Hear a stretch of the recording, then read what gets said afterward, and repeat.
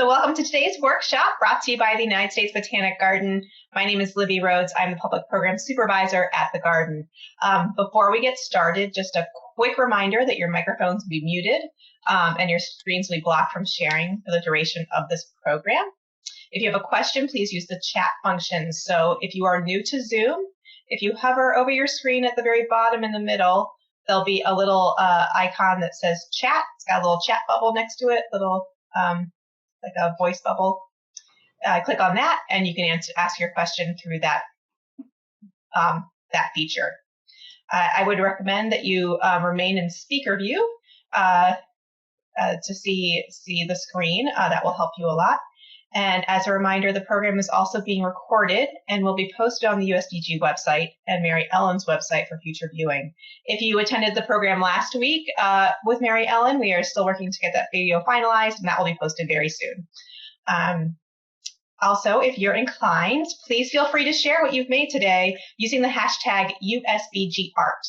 So that's it for the flight attendant instructions. And now on to the program. A little bit about our lecturer, so our workshop instructor, rather. Mary Ellen is a scientific and botanical illustrator, as well as an art educator.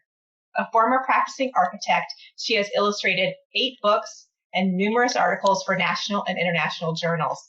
Her works have been included in the collections of the National Building Museum and the Library of Congress. She's a member of the Guild of Natural Science Illustrators, Maryland Federation of Art, the Art League at the Torpedo Factory, Washington Calligraphers Guild, and the Guild of Book Workers. We're very excited to have her with us today for our basic botanical drawing and painting with colored pencils workshop. Please give a warm welcome to Mary Ellen Carsley. Woo! Thank you so much, Libby. I really appreciate it. So welcome to my studio. I am located in rural Southern Maryland, and it's exciting to be teaching remotely because I've been very, very surprised at what a broad net this casts. We've had people from coast to coast, and that's been very, very exciting. Now, you might notice me right away that there are 2 screens that have my name on it. One of them is talking to you. The other one is my ID picture. That picture with that still picture that you see of me is actually a secondary camera where you'll have the opportunity to watch my hands drawing. And I'll let you know when you can use that screen. Right now, if you see me tapping my phone, that's because I'm letting a few latecomers come in to the meeting. So I want to make sure that we get everybody in who has signed up. So for right now, one of the things I would like to suggest, I'm going to share my screen with you. What I'd like to suggest is that you go to my website, which is maryellencarsley.com, and I'm going to share my screen so you can see that. And you will see right up here at the top is my website. And then as you go through that, as you scroll down, you will be able to see that the basic botanical drawing course is at the top, and then below that is our course for today, the botanical drawing with colored pencil. As you scroll through that, you will notice that this will be the entire lecture today, and there's no need for you to take notes. Just draw and enjoy the day, our time together, and then you'll be able to go back and review this, everything that we'll be covering. So I hope that's helpful to you. So I'm going to stop sharing my screen with you, and what I'm going to do is I'm going to get started talking about our media and our materials as I turn my camera on here. So you'll be able to see some of our materials that we have. So right here set up on my screen, and if you would like to see my camera here, what I'm focused on, our materials for today. What I suggest to you is that you pass your cursor over the screen that has our materials in it. You can see my hand moving and holding the pencils and pointing to the different pencils here. When you pass your cursor over the upper right-hand corner, a blue square with 3 small white dots will appear in it. If you tap on those dots, you'll notice that it will say Pin Video. If you look at that, that will become the enlarged picture. If you want to see me talking, go to the screen where you see me talking, pass the cursor through the upper right-hand corner there, tap on that, and you can pin that video. So that's the function to enlarge the picture that you want to see. So let's get started with materials, because media and technique are primary tools for making art. And what we're working with today are colored pencils. Now, colored pencils are typically made of a wooden body. The barrel inside is composed of pigment and binder. Now, you may ask, because you've probably noticed there's a variety of companies and a variety of grades of colored pencil. The difference between artist or professional grade colored pencils and a standard grade or a student grade colored pencil is the amount of pigment that is contained in the pencil barrel itself. So it has more pigment and it has a higher quality pigment that is light fast. So in other words, your pigments won't fade over time. Now, typical brands that you'll find and typical reliable brands that you'll find are Prismacolor, Derwent, and also Staedtler Mars. Those are all professional and artist grade pencils. And different brands, you'll notice, will have a different feel to them. Some of them feel softer, feel creamier, feel rougher, and that's just generally your personal preference for using for using the pencil. I have to admit, I'm partial to Derwent Cumberland. Those are the ones that I really enjoy. I like the wider barrel with it. I think that's more comfortable in my hand, and I like the texture of the pencil. But you will notice today when I'm working that in order to get the hues and the variety of values that I want in my drawing, that I'll be mixing my brands. So I'm not necessarily wedded to one particular brand.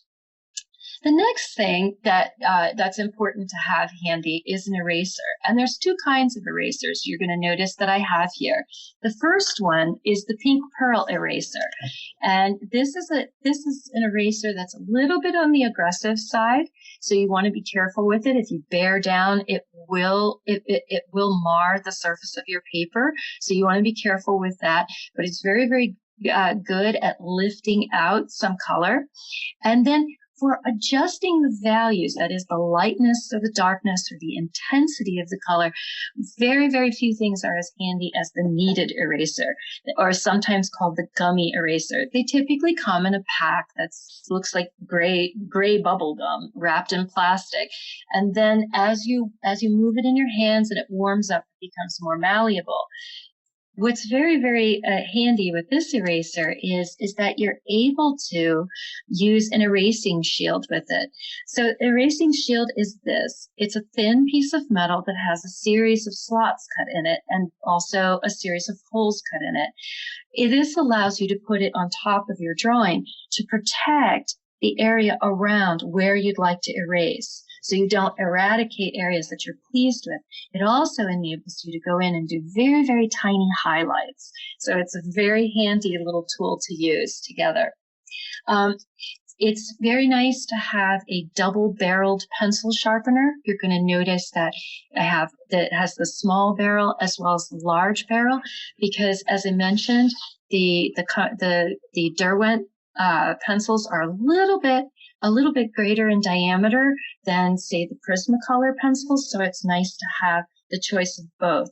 Also, too, this will give you a stubbier point, and the narrow barrel will give you also a longer point. So if you want to use the tip to change the geometry of the tip of your pencil, it's very, very handy to have both of these.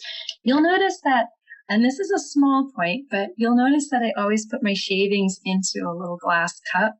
And the reason is that they make a mess in your garbage can. So it's always best to keep them here rather than mess up the inside of your garbage can. Now, other things that I have, you'll notice, I also have that you can use is I have some different kinds of drawing papers here. Now, this is Arches paper, which is a watercolor paper, and then this is a thick acid-free drawing paper. Whatever paper you use, you want to make sure that it is either archival or acid-free. This will make sure that your paper will not yellow or buckle, which is getting the waves from the humidity, from changes in humidity, and also it also will make sure that it doesn't dry out over time and crumble. So it's a slightly better quality paper. Now, it can be confusing and I'm going to turn my video off here for my hand just one moment. And it can be confusing to see to see papers and the different kinds of papers that are available to you. You'll notice that paper is measured by thickness, and the thickness can be either in pounds or it can be in grams per meter. So obviously one is English units and one are metric units. Generally, you want to have a good grade sketch paper or drawing paper to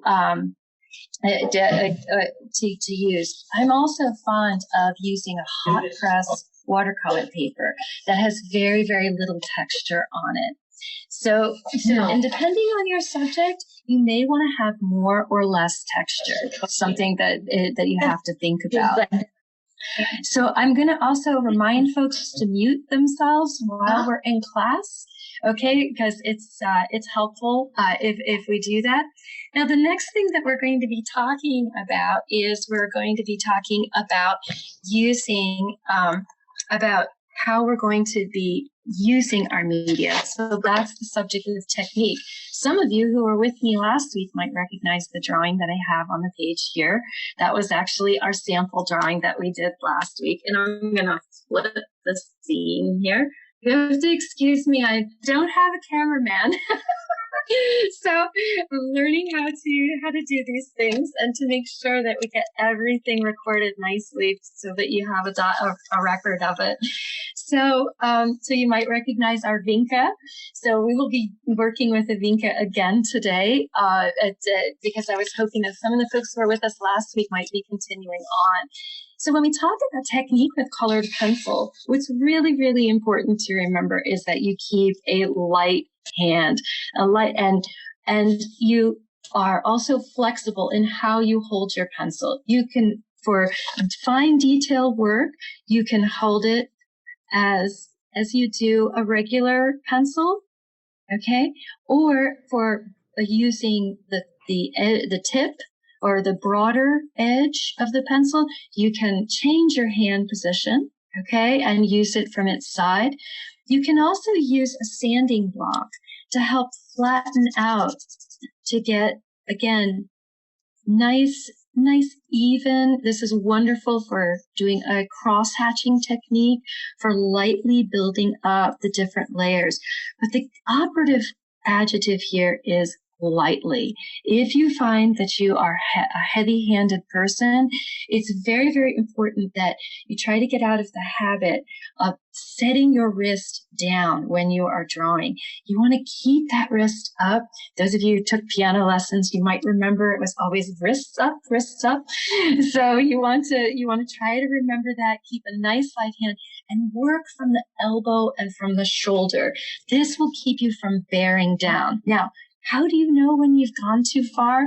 Well, if you are changing the texture of your paper, you are bearing down too hard. And you'll actually notice, like when I do that, even though the value increases here, you're also going to see that I'm going to begin to, you're going to see how it creates indentations in the paper. That I can get that same value by building up slowly rather than bearing down. So a little bit of patience and a very, very light hand. That's what you want to keep. Now, the other things that you can use is we do have, there are ways of manipulating our colored pencil, and typically these are used towards the end of our drawing. The first one and the most common one is by using a blending pencil. This is a pencil that has only binder in it. It has no pigment. And so what it allows you to do is it allows you to soften any kind of pencil lines or texture lines that you've created. And you'll see that it creates a very, very even hue in that area. Okay. Other techniques that we have is you can use something called mineral spirits. And this is a very, very light paint thinner. Okay. And you can use a Q-tip, and just by touching the area, you'll notice that what it does, the mineral spirits actually breaks down the binder and loosens the pigment. And so you get a kind of watercolor effect. Now, as I said, typically you do this after, towards the end of your drawing. And you'll notice that when we use mineral spirits, there also is a kind of an oily haze that it will dry. And it will dry, and you will just see the pigment, and the oily haze will leave the paper. But also, it's very demanding on the paper. So this is best done if you're working on watercolor paper as your foundation. Now, the same effect, the mineral spirits gives you the exact same effect as working with watercolor pencils, which is when we just use water to break down that binder. So, but that would be another subject for another day, using the watercolor pencils. So you get a sense of all the different techniques that you can use with that. So from there, now we're going to start talking about a little bit of color theory. And as I mentioned, we're going to be using, I have a whole bouquet of them here. We're going to be using the vinca today. And we're starting with the vinca because it is a simple flower. Now, that's not a botanical term. That, in fact, is just a geometric term. And when you start getting started drawing, look for those geometrically simple flowers. You want to make sure that it is, you can see the large shapes in the flower. So when we look at the vinca, and if we review kind of the quick step-by-step that we did last week, or we did this much slower, when you look at the vinca, you can see that it is organized as a circle with a pentagon in the center. Okay? From here, okay, it's important to study what the ideal petal looks like, and then arrange those petals in such a way that it is symmetrical and balanced. Now, you might say, but my vinca looks different than that. That's okay. We're going to get there. We're going to add in all of those beautiful individual traits that make that flower unique. Okay. Now, if you want to follow along, I hope you've already brought up my website. Okay. And if you go there and you look under the reference pictures, you're going to notice just below the PowerPoint, you're going to notice that there is a photograph of a vinca there for you to use as a reference as we're drawing today. Okay, so I'll give you a second to look for that. And as I'm walking you through the way we would approach the drawing, and we're going to do this together, then we're going to look at those big, major darks and lights, those shapes, and then we're going to introduce a middle tone. Okay, and then from there, we're going to refine the details of both the form as well as the values. Okay, so when we're drawing, one of the things that's really important to remember is that it's like being a translator for a language. What we are in fact doing is we are We are taking an object from the three-dimensional world and we're translating that spatial information, that information about its form and its uniqueness of form and color, and we're putting that into a two-dimensional format. We don't want to lose anything in the translation. So what we're going to do is we're going to use tools called the elements of art.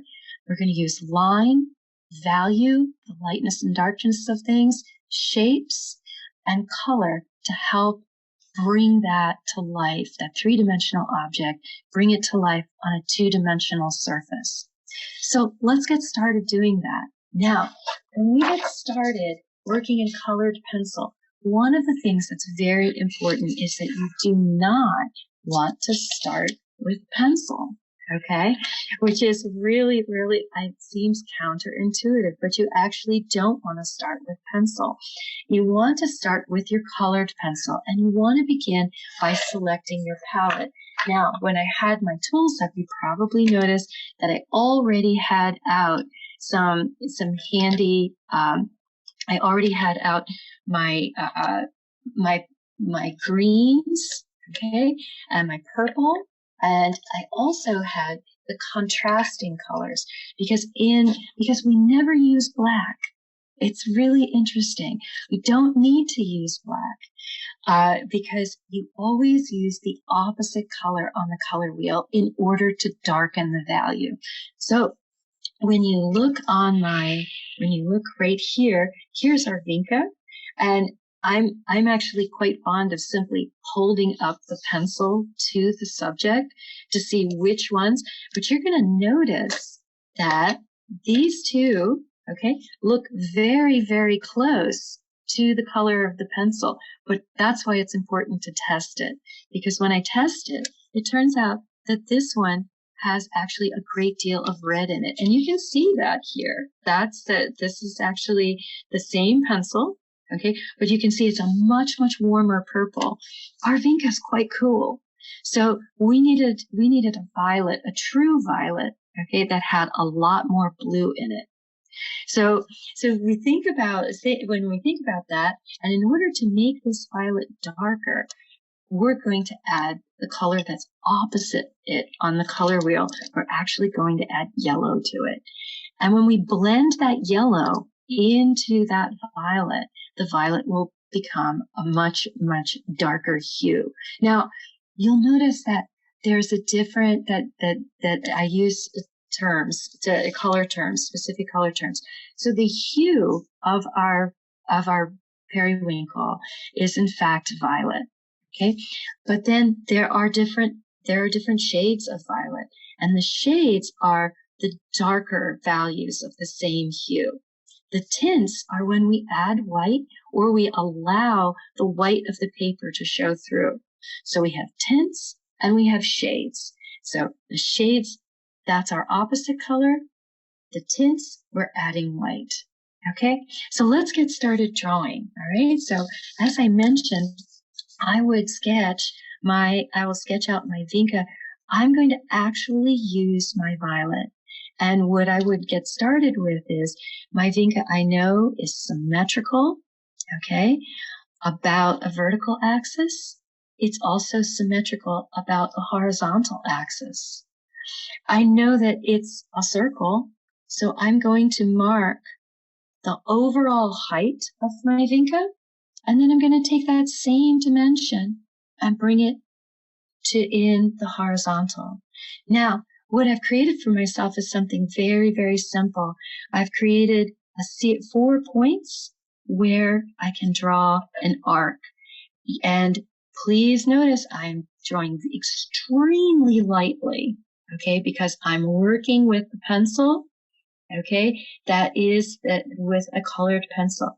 Now you might ask yourself, why don't you just use like a 2H pencil or just a graphite pencil very, very lightly?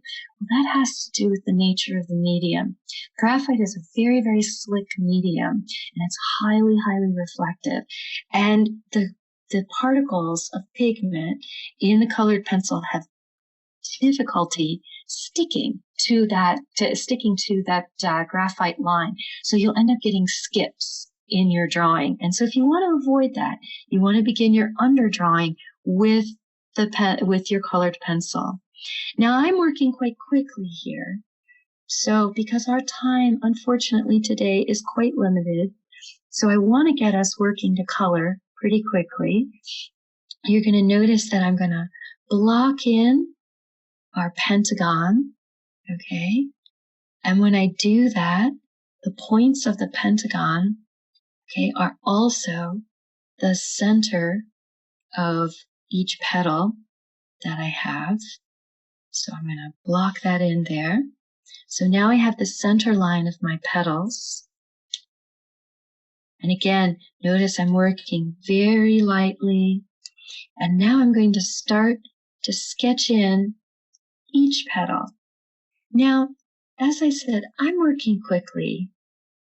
So don't you scold yourself if you feel like I'm just not getting this.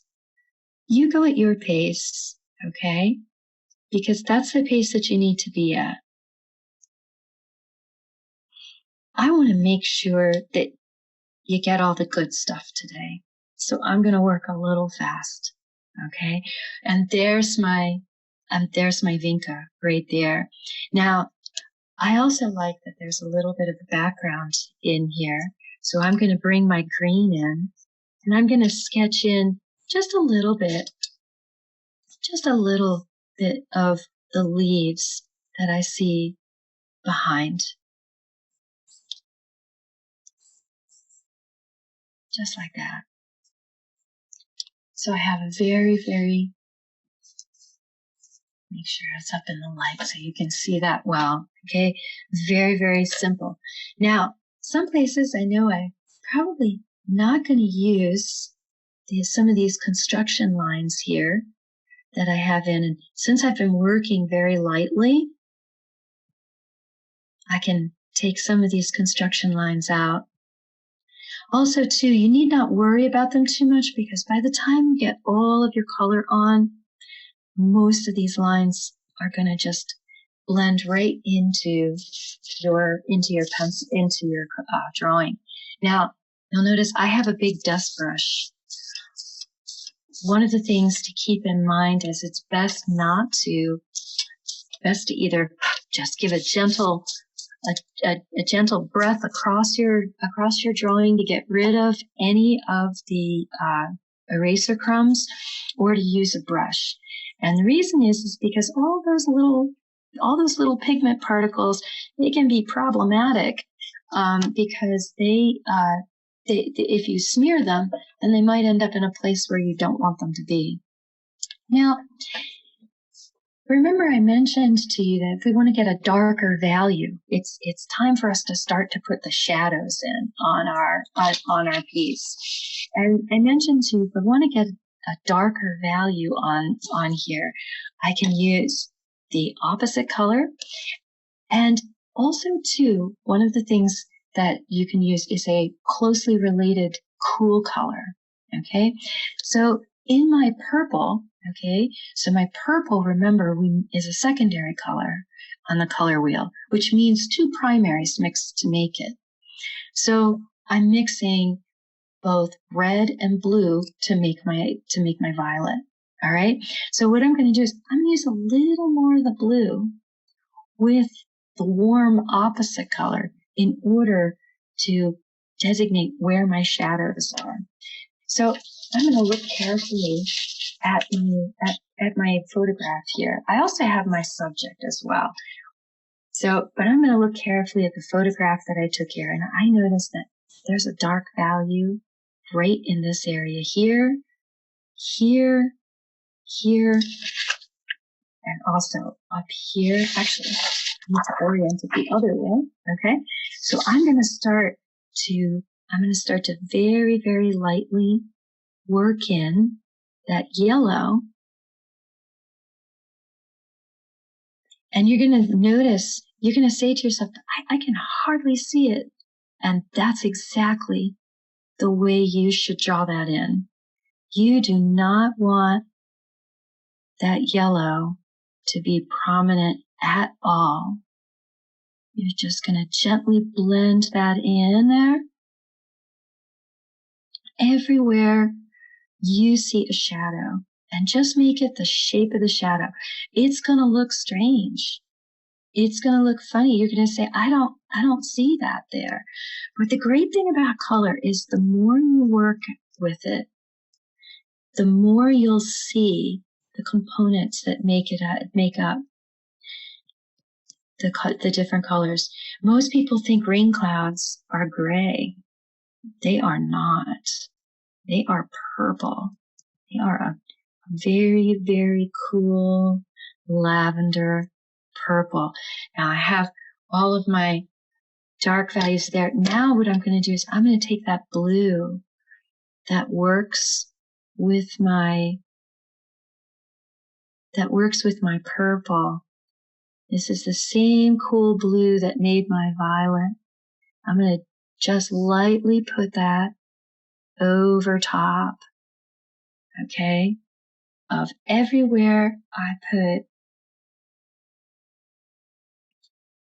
that yellow. Now, you're going to notice something as I'm working here. I'm going to start to work with the shape of the petal.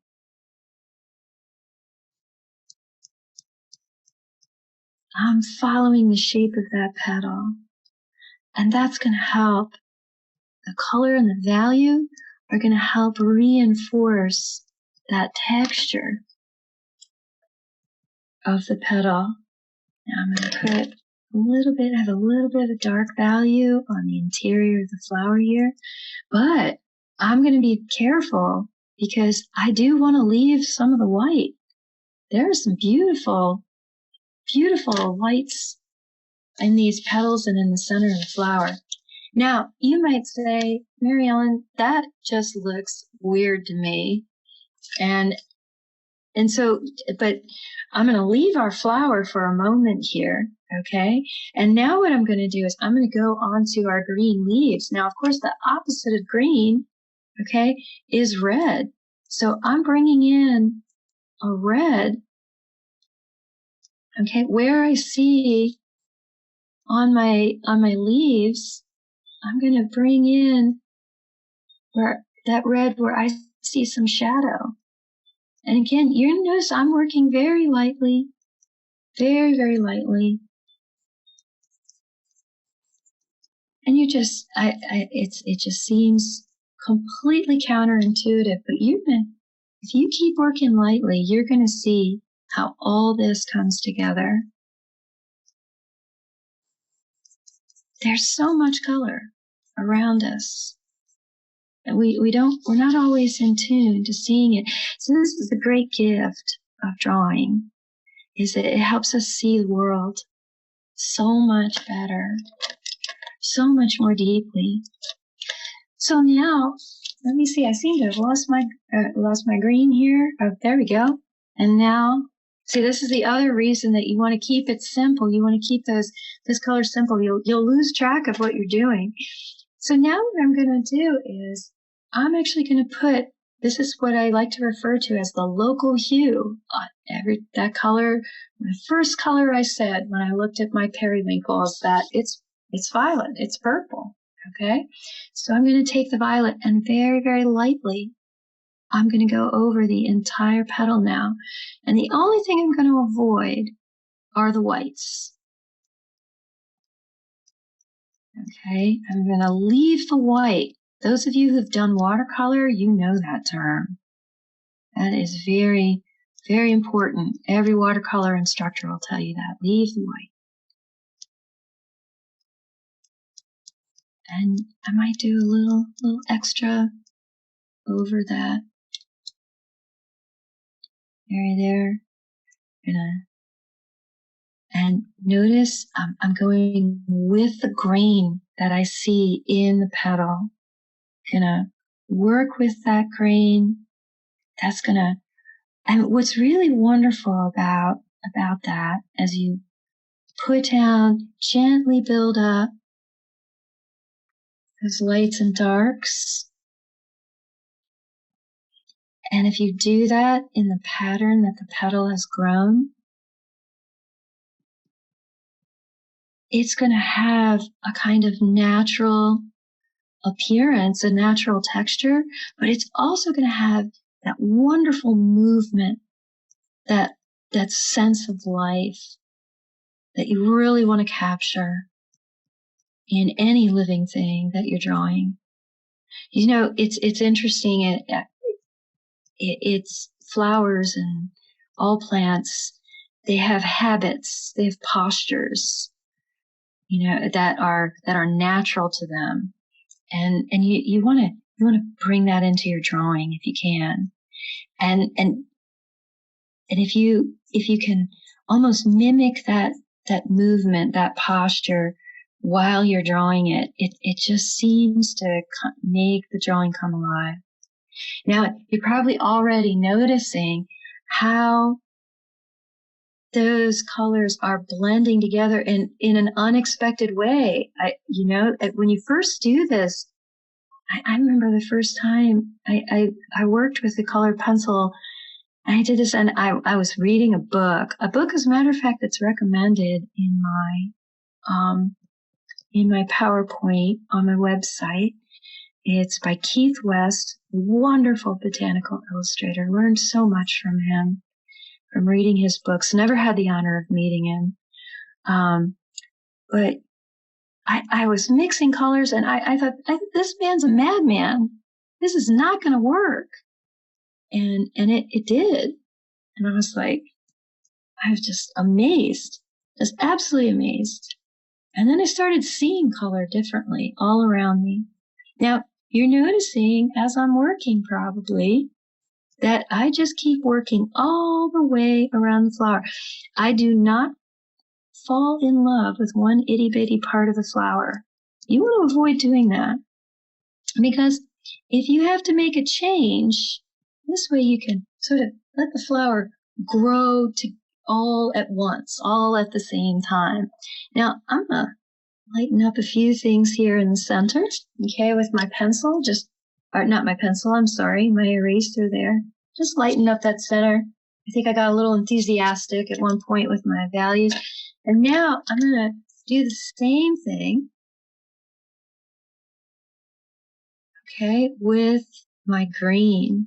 Now, if you want to get the veins in for your leaves, this is one of the circumstances where you create contrast. And what you do is you just leave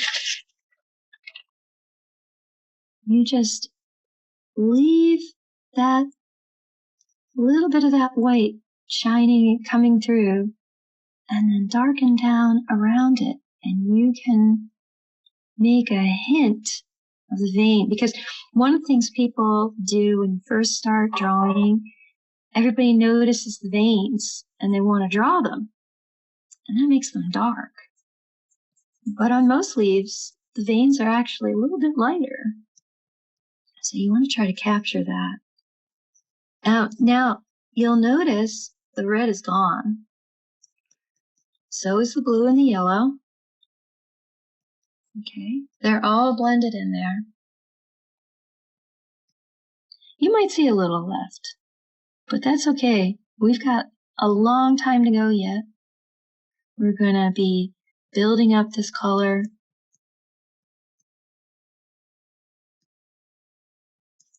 I shouldn't say a long way, or a long time. We're going to build up that color all around. Okay.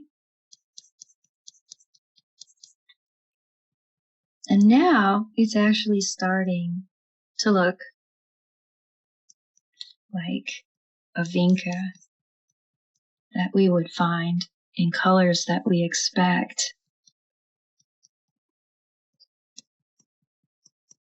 And you'll notice that as I'm putting down the color for the leaves, that I'm working exactly as I did with the texture of the petals. I'm following as I put the color down, I follow the texture of the leaves.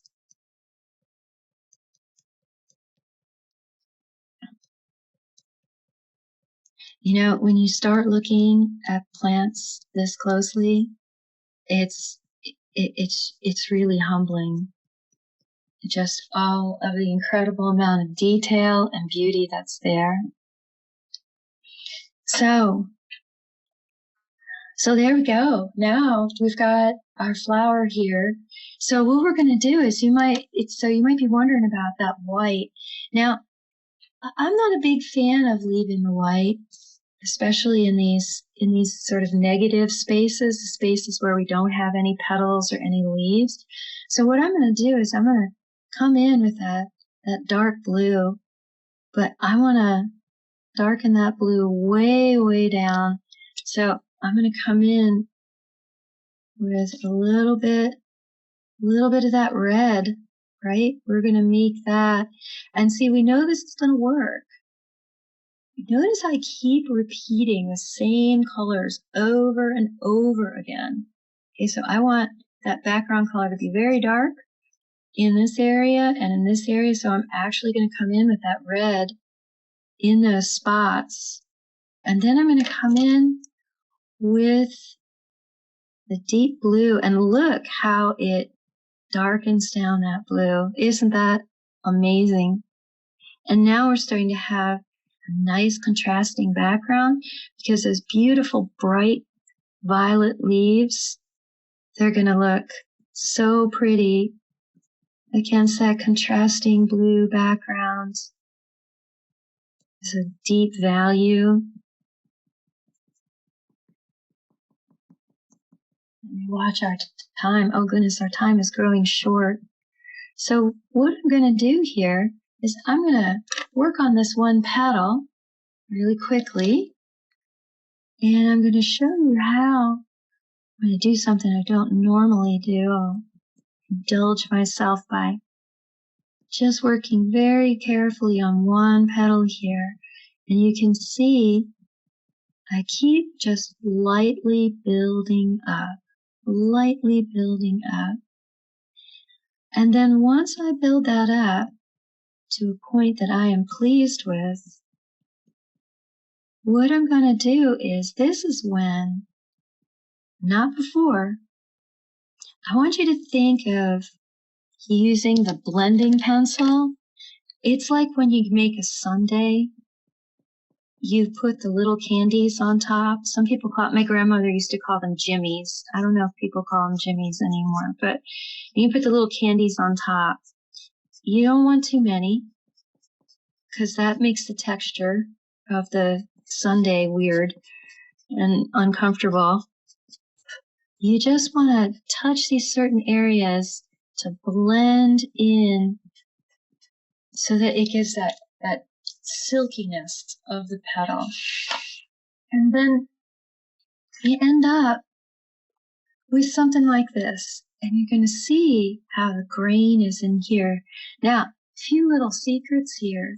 To brighten up some of these areas, I've come in with white and also with a little bit of red to sort of brighten up and warm up those highlight areas, okay? And then in these areas here, I've come in with a little bit more blue. So we're always playing between those two primaries, okay? The red and the blue of the violet, and then adding in that white. So we get that big range of values that we were talking about there. So I just want to check our chat real quick to see if we have any questions here. We have a few questions about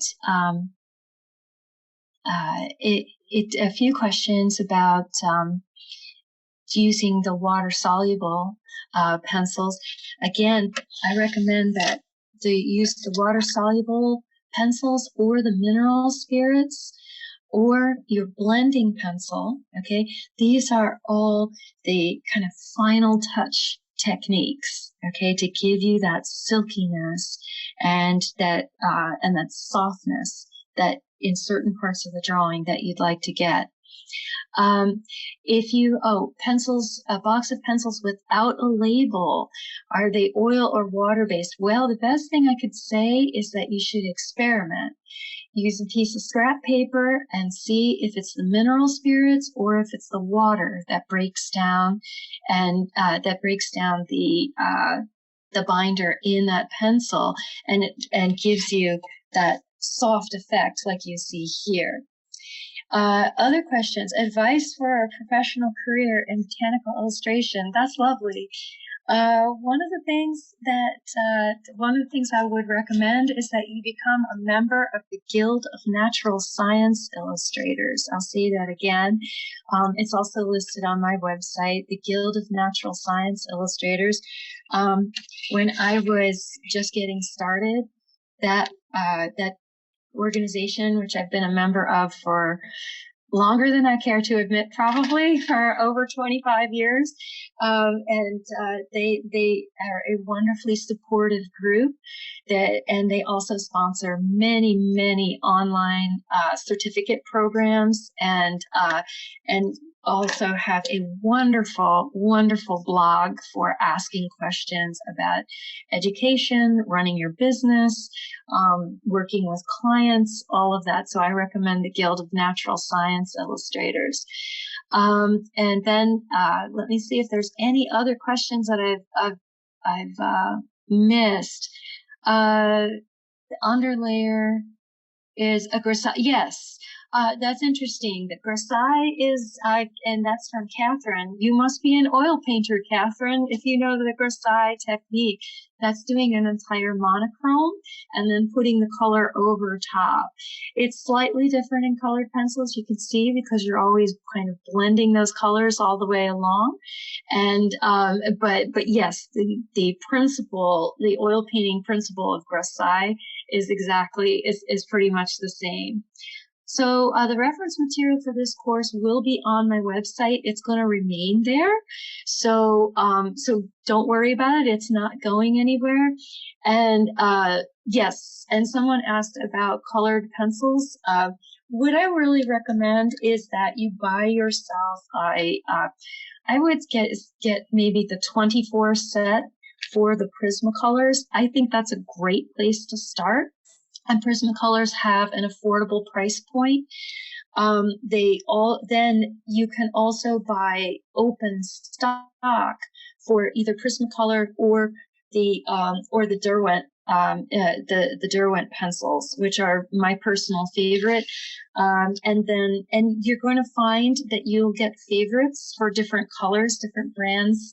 Have different colors that I prefer. And if you buy them as open stock, which means, when you go into the art supply store, they don't sell them in sets. They sell them in, you can buy so many different shades of purple or different ones of, different blues, and you can buy them individually. So that is what I would recommend, is probably a set of 24 in the Prismacolor, and then work your way from there to get the colors that you need. And eventually you'll end up with an entire box full of them. I probably have 300. So, and let me see. I hope I answered all your questions, but please don't hesitate to email me. You can email me from my website, and I would be more than happy to see what you've created and to answer any questions that come up. And there's also a step-by-step on the website too. I know we had to work fast today, but that's available to you as well. So I'll turn it back over to Libby.